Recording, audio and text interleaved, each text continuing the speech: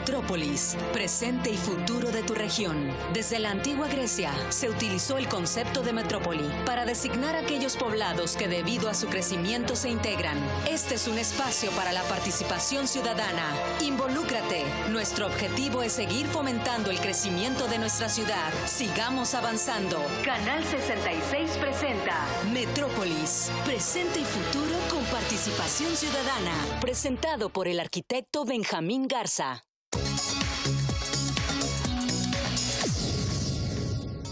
Bienvenidos a Metrópolis, presente y futuro con participación ciudadana. Y bien, el día de hoy tenemos un tema muy importante que tiene que ver con los impactos económicos mundiales y su repercusión en México, con un especialista que usted ya conoce. Y antes de esto, queremos comentar del sensible fallecimiento del señor don Fortunato Álvarez Enríquez. Un personaje que, pues, a lo largo de su vida, pues, fue un gran ejemplo para muchos.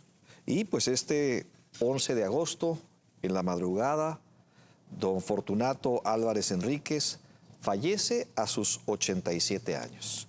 Debo comentar que don Fortunato fue toda una institución dentro del Partido de Acción Nacional, en donde se caracterizó por ser un luchador incansable a favor de la democracia, la búsqueda del bien común y el respeto a la dignidad de las personas. También debo comentar y destacar que su vida personal fue intachable, honesto y congruente.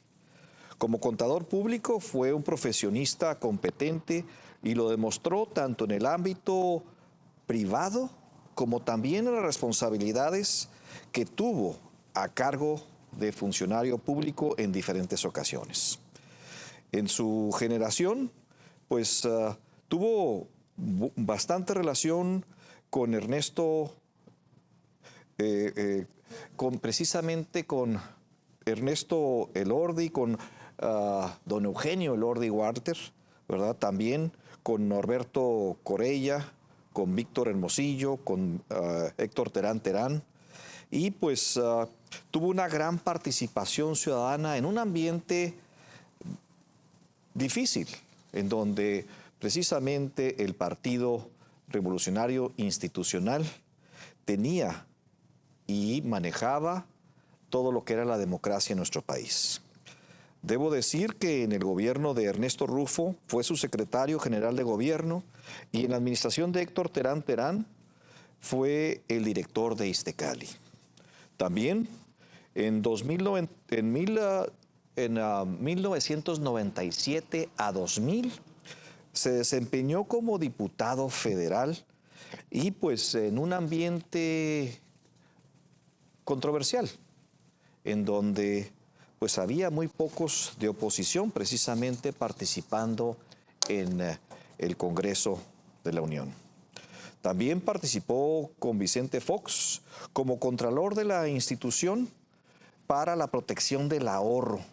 También con Felipe Calderón como delegado del Instituto Mexicano del Seguro Social en Baja California.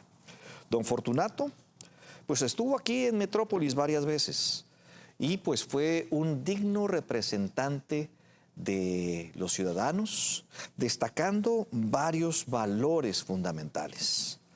Y debo comentar que en nuestra última entrevista dio una gran importancia a contar con organismos autónomos que defendieran precisamente los derechos ciudadanos, especialmente en el Instituto Nacional Electoral para garantizar la democracia de nuestro país.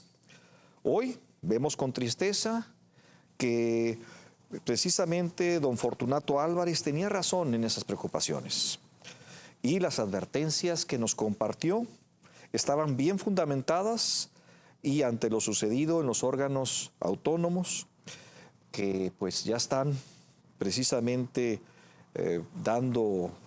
perdiendo esa independencia, pues el día de hoy damos un homenaje a tal personaje que hizo honor a esa vocación democrática de nuestro país, resaltó los valores de las personas y también defendió y enarboló todos esos valores a lo largo de su vida. Desde aquí, pues damos nuestro sincero pésame a toda su familia y muy en particular a sus hijos, Gloria, Pablo, Felipe y Margarita. Descanse en paz, don Fortunato Álvarez Enríquez, un hombre bueno. También pues tenemos otros temas de gran relevancia y uno de ellos es precisamente el de que las bandiditas campeonas de lo que es la escaramuza nacional. Y bien, estas integrantes de la escaramuza bandiditas de la Asociación de Charros de Mexicali se coronaron campeonas nacionales juveniles este 2025 en el 32 Campeonato Nacional de Charros, en charros infantiles, juveniles y de escaramuzas en Aguascalientes. Aquí debo de resaltar que las bandiditas tuvieron 314.66 puntos y superaron a su más cercano competidor por más de 70 puntos. Y pues debemos de comentar que pues han demostrado ese gran talento, disciplina y también la pasión que hay en Baja California por la charrería. Debo felicitar a las integrantes de esta escaramuza juvenil, en donde está Melina Silva Zazueta, está también María Renata Esquer Díaz, está Fernanda Rodríguez Rosiles y también Valentina Córdoba Castellanos, Mía Guerra Basurto, Renata Aldrete Rodríguez, también Renata Zárate Campos y pues a su capitana Danaela Aguilar Angulo. Una sincera felicitación a esta escaramuza, pero también a sus padres, ¿verdad?, que hicieron ese gran trabajo y las estuvieron acompañando, y sus entrenadores y todas las familias que estuvieron presentes precisamente allá en Aguascalientes. Y bien, otro de los temas importantes que tenemos para la ciudadanía al día de hoy es la indignación que pues ha manifestado la ciudadanía pues en los temas de impunidad política que se tienen en nuestro país. Y bien, en estos temas pues hemos visto cómo varios de los políticos mexicanos se han estado exhibiendo sin pudor en las distintas latitudes del mundo y pues en los más prestigiados y exclusivos hoteles del mundo. Ahí vemos cómo Andrés Manuel López Beltrán estuvo vacacionando en Tokio en un exclusivo hotel. También vemos cómo Ricardo Monreal estuvo también en un hotel de gran exclusividad en España. Pero también vemos cómo el secretario de Educación, Mario Delgado, estuvo también en otro hotel de lujo en estos últimos días en Portugal. Y pues es una pena, ¿verdad?, cómo es que el sector público, después de haber proclamado esa austeridad y pues esos votos, ¿verdad?, pues han fallado a todo esto. Y vemos también muy en particular cómo Sergio Gutiérrez Luna y su esposa Diana Karina Barreras pues han estado también exhibiéndose con grandes lujos, ropas exageradamente costosas, relojes y mucho más. Pero el tema importante de esto es que después de haber participado en esa fiesta VIP de la Fórmula 1, ¿verdad?, que pues tuvo lugar en México, y ahí vemos una de las fotografías. Gutiérrez Luna pues es presidente de la Cámara de Diputados y su esposa es militante del Partido del Trabajo. Y pues un tema importante es que pues además de que los ciudadanos se han quejado de esto, precisamente el Tribunal Electoral pues declaró en contra de uno de los personajes que estuvo quejándose, estuvo sacando estos temas, ¿verdad?, públicos, precisamente a la ciudadana Carla Estrella, que pidiera disculpas por 30 días a través de la red social X, antes Twitter, en un tema importante y un esquema que se ha vuelto popular con el dato protegido. Y pues otro de los grandes también preocupaciones que tiene la ciudadanía en nuestro país es precisamente la actitud de esos servidores públicos como el de Alex Tonatiu Márquez Hernández, director general de investigación aduanera de la Agencia Nacional de Aduanas, pues que ha estado también en una gran controversia, ¿verdad? Y una gran preocupación por parte de diferentes instancias con el tema presunto del enriquecimiento ilícito y lavado de dinero. Y pues básicamente esto ha sucedido con muchos políticos en nuestro país. Y pues en este caso particular, en prácticamente cerca de 5 años, pues sus ingresos aproximadamente pasaron de 1 millón de pesos, ¿verdad? Y pues eso fue sus declaraciones, y lo que fue precisamente lo que se ve es que trae pues relojes de más de 7.7 millones de pesos en valor, y aparte pues que tiene disposiciones en efectivo de más de 2.6 millones de pesos. Es una pena lo que está pasando en nuestro país con respecto a estos temas de impunidad, ¿verdad? Que suceden día con día en el tema de la política mexicana, y sobre todo que pues a los ciudadanos nos ha quedado distante el tema de proteger los intereses, ¿verdad? Y quejarnos fuertemente de lo que está sucediendo en nuestro país. Y pues no se diga, pues lo hemos escuchado muy recientemente en el contexto local. Y pues temas importantes en este contexto: se buscan hombres y mujeres que sean buenos. Y pues por otra parte también en los Estados Unidos hace una emisión en donde hace una alerta a los ciudadanos estadounidenses de no viajar a México, en donde ahí vemos muy detalladamente el caso de Mexicali. Y pues vemos cómo es que mencionan que no vayan al Valle de Mexicali, ¿verdad? Por terrorismo, crimen y secuestro. Y pues el Departamento de Estado del Gobierno de Estados Unidos pues hace esta declaración fuerte en donde nada más 2 estados están libres de esta declaratoria, que son Yucatán y Campeche, pero el resto de los estados, o sea, 30 de 32, traen incidencias delictivas. Y pues tenemos el caso crítico para lo que es Colima, lo que es Guerrero, Michoacán, Sinaloa, Tamaulipas y Zacatecas, que pues están en los más altos, pero seguidamente viene Baja California, que pasar de un estado de gran seguridad, pues ahora está en nivel 3. En nivel 3, que precisamente pues recomienda no salirse de las vialidades principales, ¿verdad? No viajar, en el caso de Mexicali, al Valle de Mexicali, que nos ha tocado ser testigos de esa gran inseguridad que está. La gente está asustada, no sale al oscurecer de sus casas, y usted está viendo que las puertas, ventanas de todos esos hogares pues están protegidas con rejas, precisamente para salvaguardar la vida de los residentes en el Valle de Mexicali. Y no nos lo cuenta nadie, somos testigos de ello. Y también pues el tema importante, y como la frase famosa: ¿y ahora quién podrá defendernos? Es un reclamo ciudadano sobre el tema de la seguridad.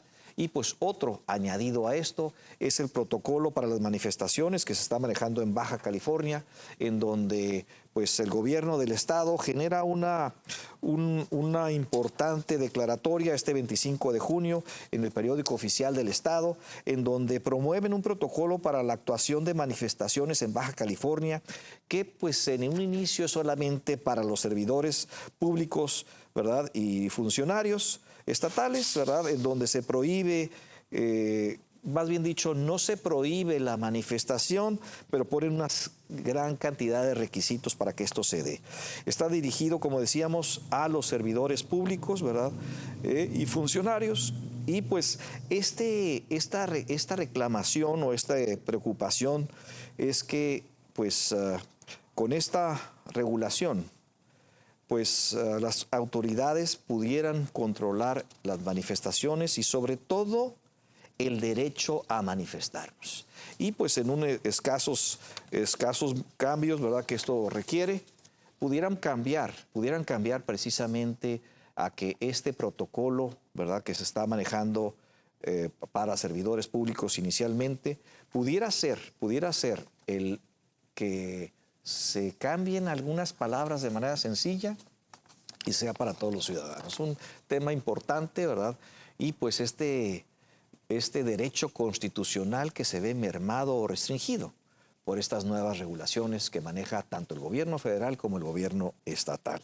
Y pues nosotros hemos sido testigos cómo es importante el derecho a la manifestación, ¿verdad?, para que los gobiernos enderecen su camino y que se reciban estas reclamaciones de la mejor manera para crecer como territorio, para crecer como Estado, para crecer también económicamente y sobre todo generar esa equidad y esos derechos que tenemos todos y sobre todo en nuestro país, que todavía existe ese derecho.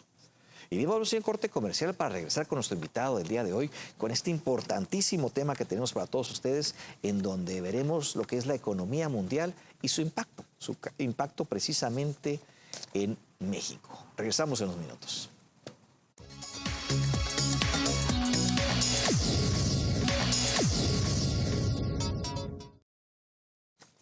Bien, pues regresamos después de este corte comercial para precisamente abordar un tema muy importante que precisamente tiene que ver con lo que son los impactos económicos mundiales y esa repercusión que tiene en nuestro país.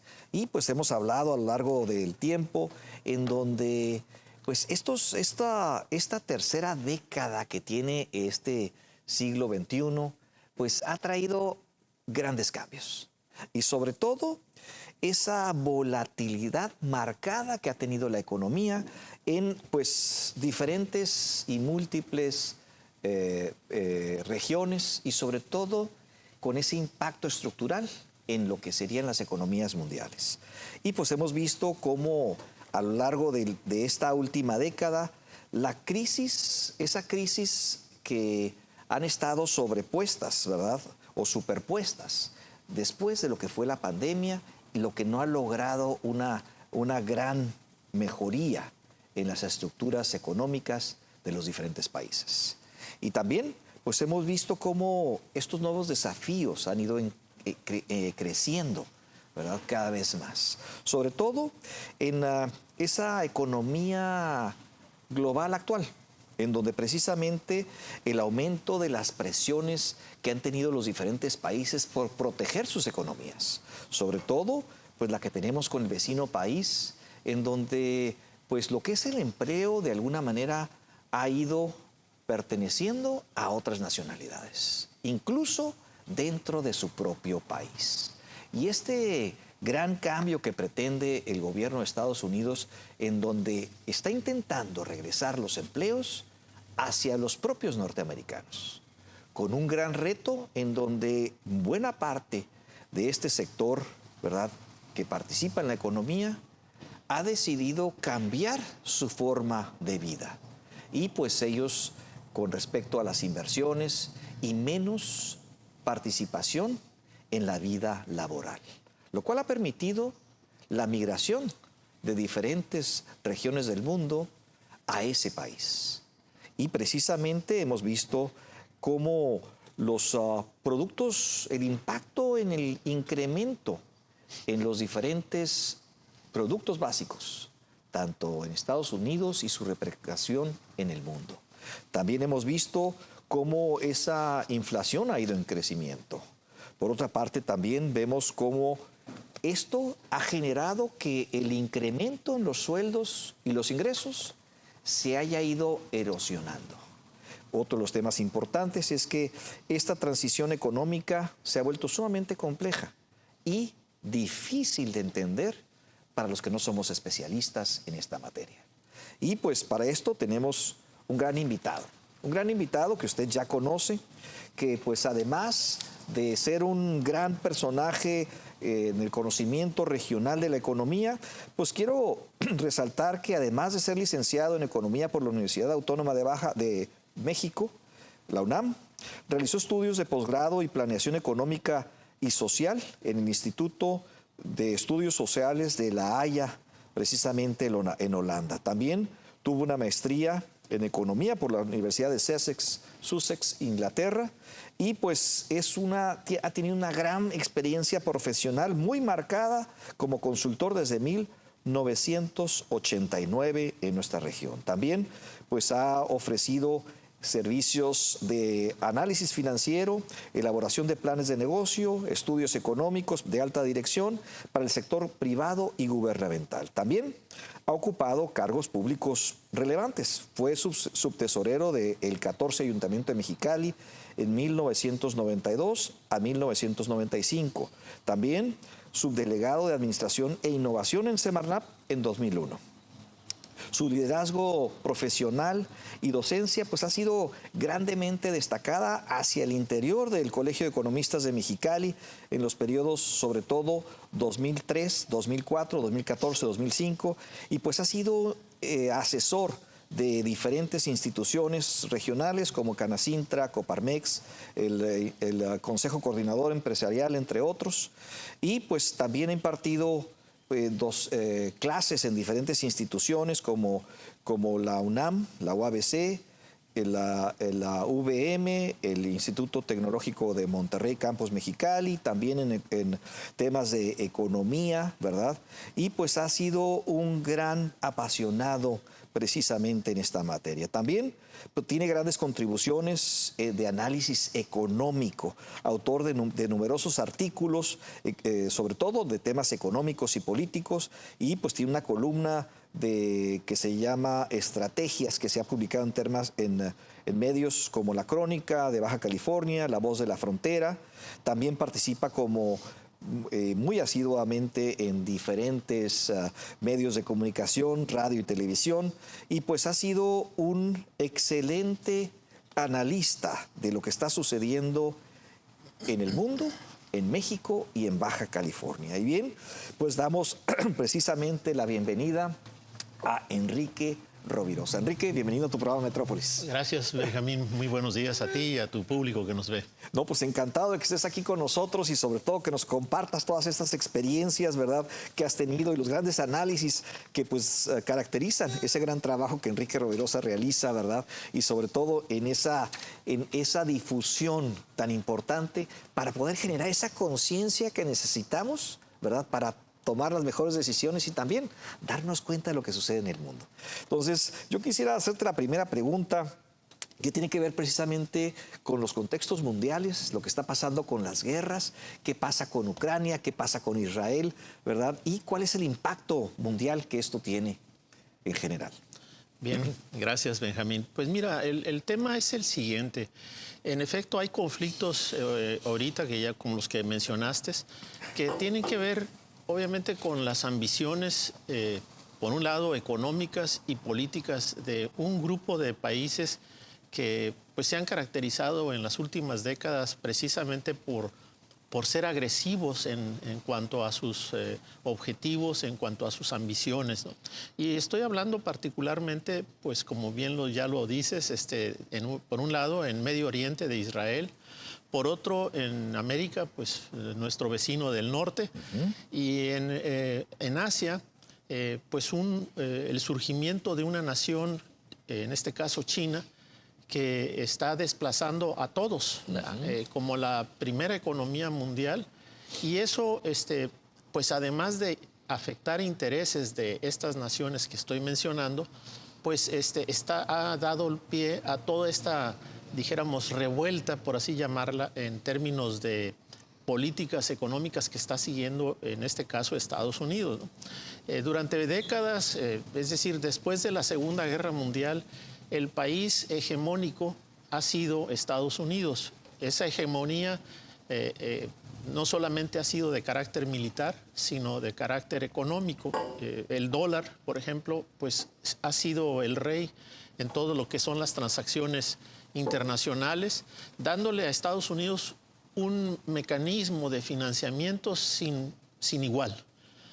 En este caso, el resurgimiento de China como potencia económica se ha convertido, pues ya desde, diríamos, cuando menos en la última década, en algo que los Estados Unidos nunca previeron.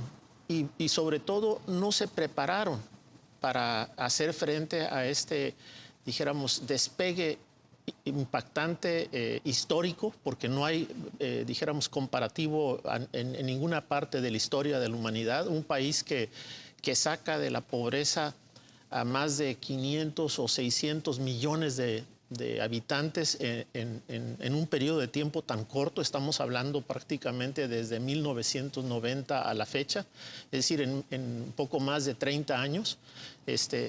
Sacar a 600 millones de la pobreza y transformar radicalmente a lo que viene siendo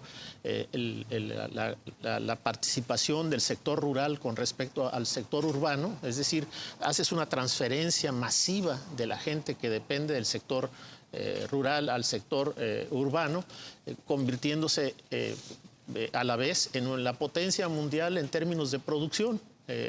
Como ya lo señalaste, Estados Unidos de alguna forma pierde su hegemonía en términos industriales. La mayor parte de estos sectores productivos se transfieren a China y a otros países de Asia, y de repente se dan cuenta de que no pueden, primero, competir con China, y segundo, debido a esta transferencia masiva de procesos productivos, mantener ese poder hegemónico. Y ahí es donde está el asunto, ¿verdad? Hablamos de la guerra, por ejemplo, en Ucrania. La guerra en Ucrania es, de alguna forma, parte de este conflicto económico que se está, o de esta competencia económica que se da entre Estados Unidos y China, buscando, de alguna forma, ir eliminando aquellos que forman parte del grupo selecto que de alguna forma apoya a China. Y estoy hablando concretamente de los países denominados BRICS, donde están obviamente Brasil, Rusia, África del Sur, China y sobre todo India, ¿no? Entonces, esos países inicialmente se convierten, Estados Unidos al menos lo ve como un peligro a ese poder hegemónico, y decide de alguna forma que es importante ir, dijéramos, atacando, entre comillas, a cada uno de esos integrantes, ¿no? Algunos de manera militar, provocando esa guerra en Ucrania para que Rusia dijéramos, se dedique su mayor parte de sus recursos a ese conflicto, con ello eliminando a la parte, dijéramos, de competencia económica, a través de sanciones que, al verse, dijéramos, con la imposibilidad de que esto se convierta en un mecanismo de freno para China, pues empieza a dar lo que ahora conocemos como los ataques en términos de la guerra de aranceles que ha provocado Trump, ¿no? Entonces, es un hecho que Estados Unidos está perdiendo la hegemonía global, de que los BRICS, junto con aquellas otras naciones que se han incorporado, más de 15, pues constituyen una competencia, no solamente en términos, dijéramos, de una relación que debe cambiar en términos de lo que viene siendo el este con el oeste, sino también en términos de mantenerse como la moneda de intercambio mundial, y Estados Unidos dice, pues voy a hacer todo lo posible. Entonces, lo que está haciendo Trump, por ejemplo, en materia de guerra comercial, no es sino una respuesta a tratar de detener, no dijéramos hacer retroceder a China, sino detenerla el tiempo suficiente para que haya un reacomodo en las fuerzas mundiales, comerciales y económicas, para que de alguna forma Estados Unidos no pierda esa hegemonía, ¿no? Entonces, todo esto que estamos viendo es simplemente eso. No tiene nada que ver con que los gobiernos estén tratando de proteger a sus ciudadanos, ¿no? Como políticamente se dice, no, es que nosotros estamos tomando medidas para proteger a los trabajadores norteamericanos. Eso no es cierto.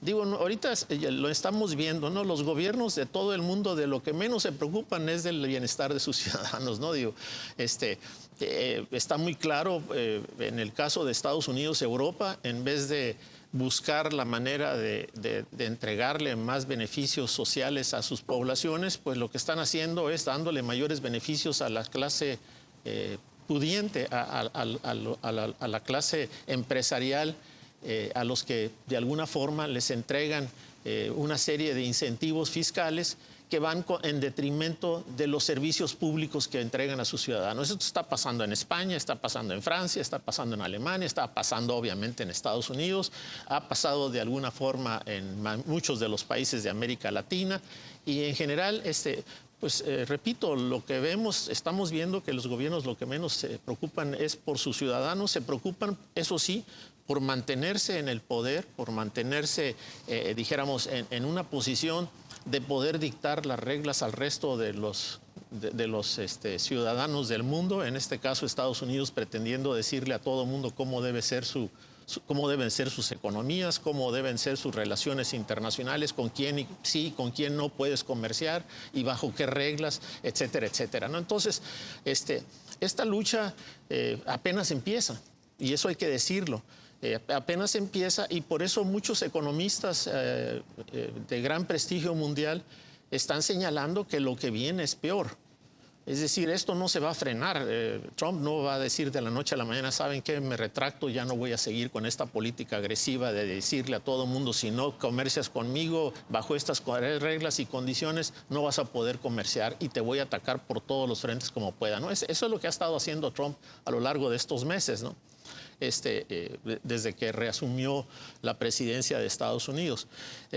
Hay que decirlo que si no hubiera sido Trump, si hubiera sido otro, hubiera estado actuando de manera similar. Quizás con otras formas, ¿verdad? Pero en el fondo, de manera muy similar. Es decir, tratando de decirle, de reafirmar de que yo soy el líder, de que yo soy el líder mundial y me tienes que obedecer. Que eso es lo que está haciendo Trump, ¿no? Lo hemos visto en sus relaciones con prácticamente todo el mundo, aunque se ha topado con pared en el caso de dos naciones, por un lado con China y por otro lado con Rusia, ¿no?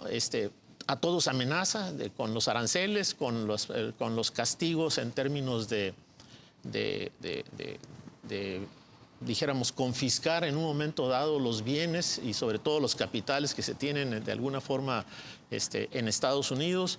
Y eso pues está a su vez ocasionando muchas reacciones que pues están marcando un nuevo hito en la historia de la humanidad, ¿no? Es decir, porque China no se va a detener, ya lo hemos visto, lo seguimos viendo, es decir, a pesar de toda esta situación dijéramos, de guerra comercial entre Estados Unidos y China, China trae una proyección de crecimiento superior al 5%.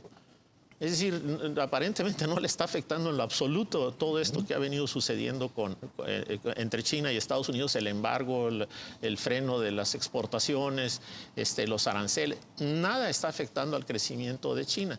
Y la razón es muy sencilla. China se dio cuenta de que esto venía. Es decir, no los agarró desprevenidos, al contrario, ellos de tener una gran dependencia de sus exportaciones a Estados Unidos, de más cerca del 50%, las redujeron desde que Trump dejó la presidencia de Estados Unidos a alrededor del 25% o menos actualmente, ¿no? Entonces, eso le dio o le ha dado un margen de maniobra que Estados Unidos no previó. Y por eso, por ejemplo, de manera unilateral, Estados Unidos, después de anunciar que él iba a poner aranceles en estas fechas, optó por darle otros 90 días también a China, igual que a nosotros, ¿no? Entonces, estamos, obviamente, el resto de los países en el medio de esta gran confrontación comercial, económica que está habiendo entre estos dos gigantes. Y la incorporación de otros, como es el caso de India, ¿no? Y la India también se está poniendo sus moños, como dicen, en la relación con Estados Unidos. Por ejemplo, poniendo en duda la compra de armamento militar, poniendo en duda, dijéramos, las acciones de tipo arancelaria que está tratando de imponer Trump, ¿no? Entonces, esta respuesta de la India basada en el hecho de que la India, por ser una de las economías más dinámicas del mundo, con una de las tasas de crecimiento más altas, si no es que la más alta, pues a Estados Unidos lo ha querido de alguna forma jalar para su lado en esa lucha contra China, buscando que los conflictos por ejemplo, bélicos que se han dado entre la India y Pakistán, de alguna forma se traduzcan también en un posible conflicto por la frontera que se tiene con China y por los antecedentes también, ¿no? Entonces, pues el mundo está en una situación muy, por un lado, interesante y por otra, muy peligrosa, ¿no? Hoy más que nunca, según algunos expertos, el mundo está en un peligro de una tercera guerra mundial. Hay una carrera armamentista, está resurgiendo esa carrera armamentista que fue, dijéramos, clásica durante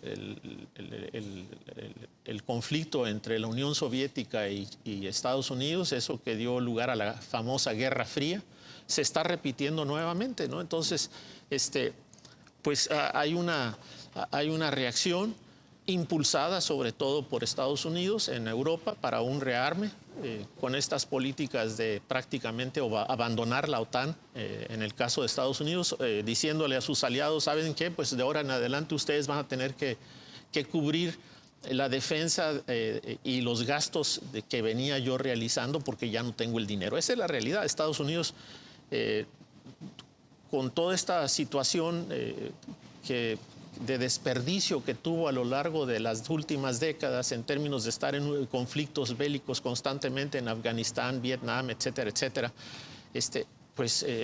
desvió una gran cantidad de recursos que pudo haber empleado para efectos de mejorar su infraestructura de carreteras, presas, en fin, todo lo que es las imágenes urbanas y lo tiró por el caño, como se dice, ¿no? Entonces, eso, está, por ejemplo, provocando que en Europa haya también protestas de la ciudadanía diciendo, no queremos un rearme, no tenemos necesidad de hacerlo. Rusia no constituye un peligro en términos de una guerra convencional. Sí lo es un gran peligro en términos de una guerra atómica, pero la gente no percibe que esta política de rearme, de quitar miles y miles de millones de dólares o de euros en este caso, que podrían utilizarse en beneficio de las poblaciones para la compra de armamento, con lo cual, de alguna manera, es una transferencia de riqueza de Europa hacia Estados Unidos. Entonces, ¿por qué? Porque las armas las va a vender Estados Unidos, ¿no? Entonces, pues ahí está ese conflicto de armas, conflicto de aranceles, otro conflicto que no he mencionado, que se trata de sustituir al dólar, que quizás sea el más relevante en términos económicos, ¿no? Hay un movimiento por parte de los BRICS, por parte de China, muy claro, muy abierto, en el sentido de decir, ya no queremos que el dólar sea la moneda de intercambio por preferencia. Queremos que se modifique esa relación donde tú pones todas las condiciones porque eres el dueño del sistema que administra los fondos. Estoy hablando en particular del SWIFT, que es el mecanismo mediante el cual los países hacen sus pagos internacionales a través de la banca de Estados Unidos, a través del sistema que controla Estados Unidos.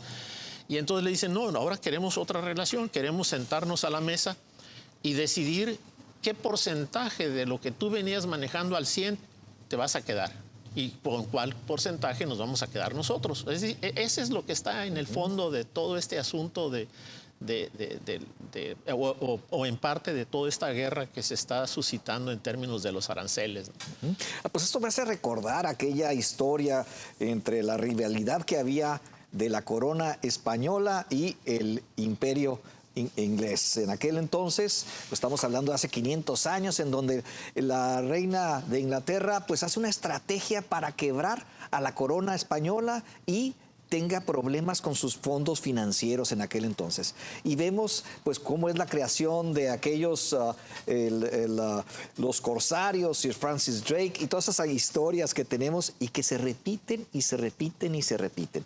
Yo quisiera traer al contexto regional México, ¿verdad? Y Baja California. Hace unos minutos en el segmento anterior hablábamos de los temas de impunidad y la gran corrupción que se percibe en nuestro país, pero sobre todo la injerencia de las mafias en nuestro gobierno y los diferentes actores.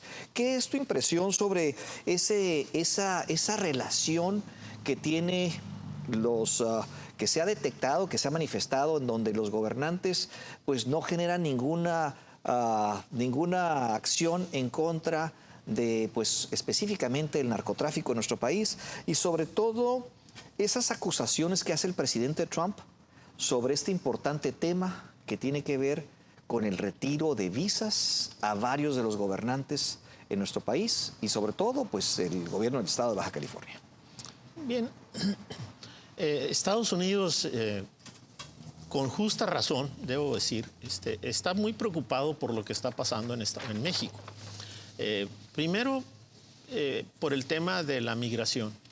El tema de la migración es que siguen saliendo mexicanos en búsqueda de mejores oportunidades de vida a través del trabajo, que es mucho mejor remunerado en Estados Unidos que en el nuestro. Y eso pues ha generado conflictos sociales, porque no todos los mexicanos, y eso es un hecho, pues van con el deseo de trabajar. Algunos van con el deseo de delinquir o con esa intención, ¿verdad? Y eso se suma al problema de seguridad de Estados Unidos en términos del consumo de drogas. México sigue siendo hasta ahorita el principal país por el que transitan hacia ese país toda la producción de drogas que se da en América del Sur. Y eso incluye la que se da en México, ¿no? Aunque se decía que aquí no se producía el fentanilo, pues resultó que a la hora de la hora sí va. Así es. Entonces, ellos tienen una preocupación válida, para lo cual han, tomado las medidas que ellos consideran pertinentes. Claro, esas medidas nos perjudican a nosotros, nos perjudican en términos del regreso de cientos de miles de migrantes que nos los dejan en distintas ciudades de la frontera, generando problemas sociales serios. Eso por un lado. Por otro, con la amenaza de que si no actuamos en contra de los grupos delictivos, ellos van a hacerlo. Y recientemente, pues ya sabemos que el presidente Trump firmó una orden ejecutiva donde autoriza a las Fuerzas Armadas y a los grupos, de seguridad nacional a llevar a cabo una guerra contra los cárteles mexicanos. En este caso, el gobierno mexicano ha dicho que esa guerra no incluye una invasión o una actuación en territorio nacional.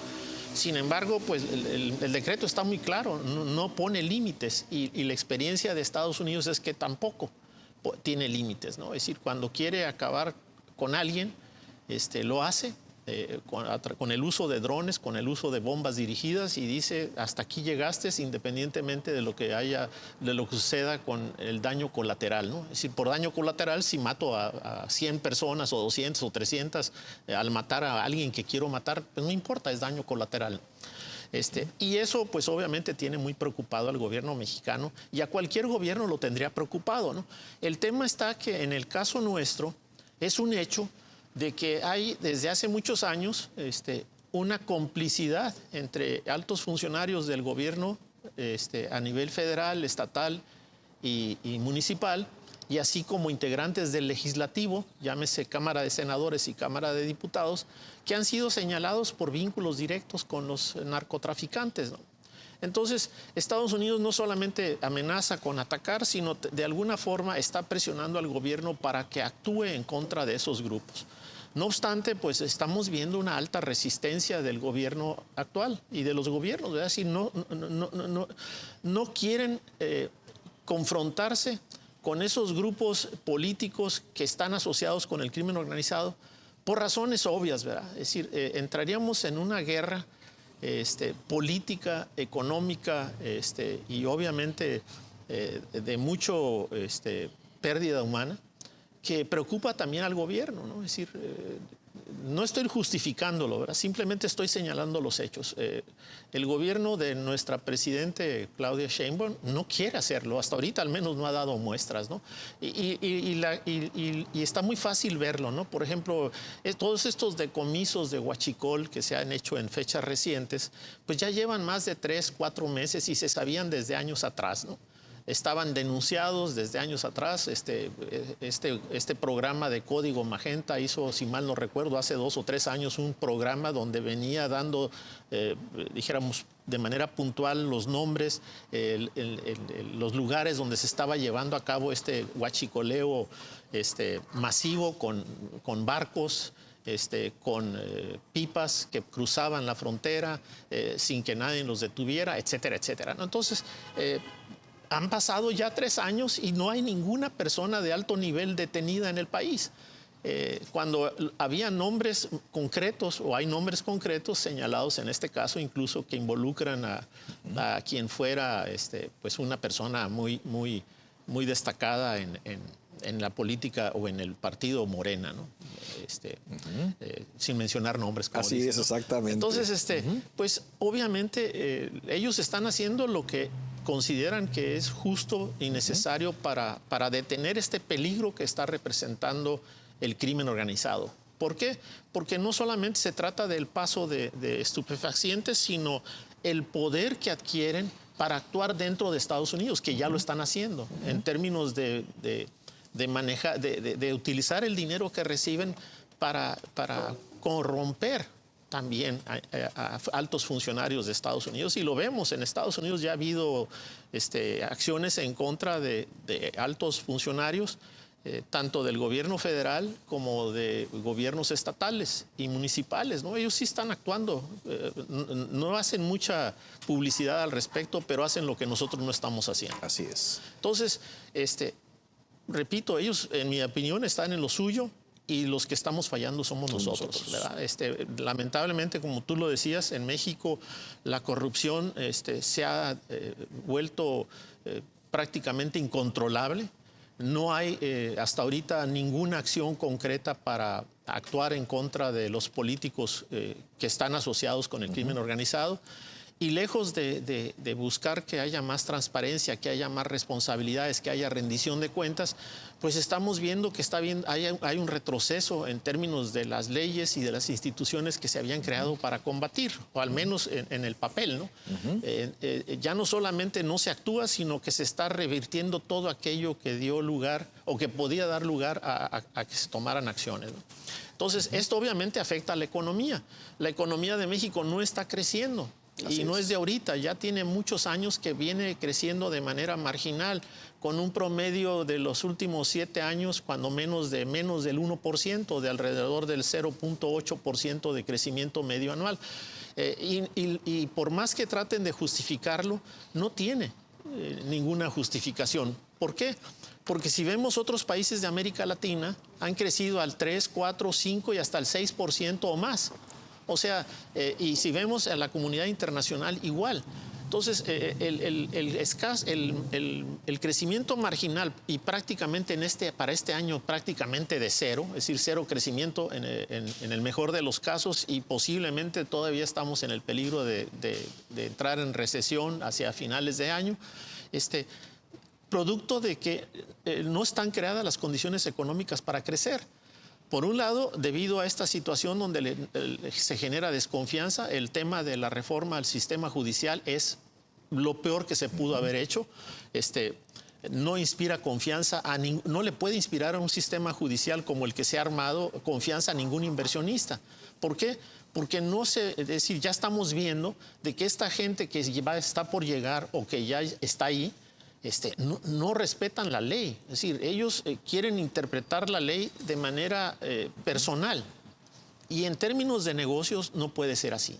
Los negocios tienen que tener la certeza de que la ley, buena o mala, se va a aplicar. Así es. Y no va a estar a contentillo de quien la va a aplicar. Bien, pues temas importantísimos. Vamos a ir rápidamente a un corte comercial para regresar precisamente con nuestro invitado del día de hoy, Enrique Rovirosa Miramontes, sobre este importante tema de los impactos económicos que tiene estos conflictos internacionales y sobre todo su repercusión en México. Regresamos en unos minutos.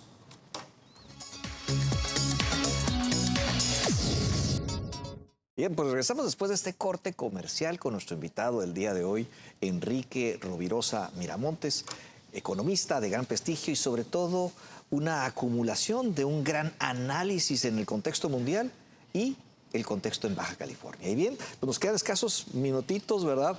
¿Qué pasa en Baja California? ¿Qué pasa en Mexicali?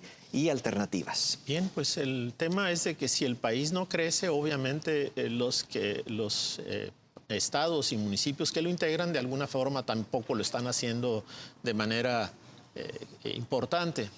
Baja California, lo hemos señalado desde finales del año pasado a la fecha, pues ha venido presentando lo que denominamos una recesión técnica, es decir, no solamente no crecemos, sino que tenemos resultado negativo. Y esta proyección al parecer se va a mantener a lo largo de 2025 y con una perspectiva para el año entrante también muy baja, ¿no?, en términos de tasa de crecimiento. Y si no hay crecimiento, pues obviamente no puede haber mejoría en la calidad de vida de los habitantes. Los programas sociales pues apoyan, ayudan, eso es innegable. Las remesas también, pero estas últimas pues estamos viendo que están decreciendo, ¿verdad? Entonces decrecen las remesas por un lado, hay menos dinero para gastar, entonces en términos de consumo este motor del crecimiento está ahorita en una situación de dijéramos bajas revoluciones. Si te vas al análisis sectorial, el sector de la construcción está también en una situación crítica, el sector de la manufactura pues en términos de generación de empleos está muy bajo. En general, la generación de empleo en Baja California, al igual que el resto del país, está prácticamente con un crecimiento muy por debajo de lo que se necesita. Si bien se habló de que con la entrada de los empleos digitales el país tuvo una gran expansión en el último mes con el registro de todos los que andan trabajando como repartidores de Didi y empresas similares, pero ahí no se generó empleo, lo único que se hizo fue pasarlos de la informalidad a la formalidad, que es bueno, pero al final de cuentas no se traduce en algo mejor, ¿no? La perspectiva, tanto para Baja California, para Mexicali, pues es la que te acabo de decir, un crecimiento prácticamente cero, si no es que negativo, con una dijéramos, situación de una infraestructura urbana en prácticamente, no voy a decir en ruinas, pero en muy malas condiciones, ¿verdad? Ya lo vimos, los apagones es parte de esta problemática. Y unas autoridades que no están preparadas. El problema fundamental que traemos ahorita es que tenemos autoridades que están dedicadas a hacer política en vez de trabajar para resolver los problemas del país, ¿no? Y eso yo no veo que vaya a cambiar, al contrario, es preocupante la perspectiva de todos estos cambios que se han hecho, que lo único que garantizan es que cada vez llegue gente más ambiciosa, menos preparada, corrupta, etcétera, etcétera. Entonces, lamentablemente la expectativa económica del país, de Baja California, de Mexicali, no es positiva. Es nada más de a ver cómo pateamos el bote, ¿no? A ver cómo resolvemos los problemas conforme se van presentando. Bien, pues lamentable esta situación y no cabe duda que el impacto que tienen pues los gobiernos en la economía hacia nuestro país y hacia nuestro estado, ¿verdad? Pues han tenido un gran impacto y pues también se llama impacto en Mexicali, ¿verdad? Impactos negativos. Y bien, pues no nos queda otra más que agradecerte los análisis que los compartes de manera detallada y pues felicitarte por ese gran trabajo y dedicación que tienes al estudio de la economía, no solo del contexto mundial, no solo del contexto nacional, sino de nuestra región. Muchas felicidades de parte de Metrópolis y Canal 66 y pues te seguiremos invitando para que nos sigas compartiendo esta información. Muchas gracias a ti y a tu público. Bien, pues ya no nos queda otra más que despedirnos y nos vemos la próxima semana aquí en Metrópolis, presente y futuro con participación ciudadana. Hasta la próxima.